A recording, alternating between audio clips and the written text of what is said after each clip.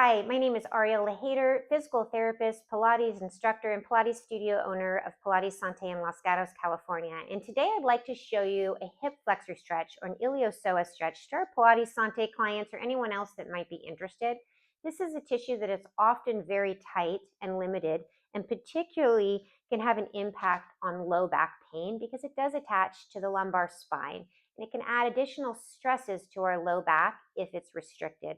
We're going to start with a kneeling option, and I'm going to come up onto the table. You could clearly do this on a yoga mat or on your floor. We'll be coming into a kneeling lunge position. My right leg is forward, my left leg is back, and the left hip flexor or psoas is the one that I'll be stretching. The most important part about this stretch is my pelvic position. So if I rock my tailbone back, I'm going to take stretch off of my hip flexor. If I rock my tailbone forward, I'm going to put stretch on. So in an ideal stretch, you're rocking your hips forward. You can also consider in this position extending through the toes and then starting to press forward into the right leg to achieve even more stretch through the front of your left hip. Additionally, you can reach your left arm up and start to stretch over to the right, which will side bend the low back and continue to stretch some of the fibers of the iliopsoas muscle.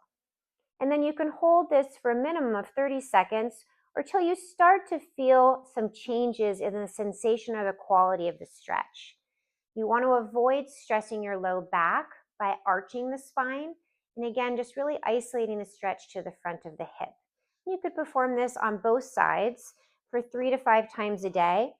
And again, something that could be quite beneficial for those of you that are experiencing low back pain or any kind of lower extremity symptom. This is one option for working with the iliopsoas muscle.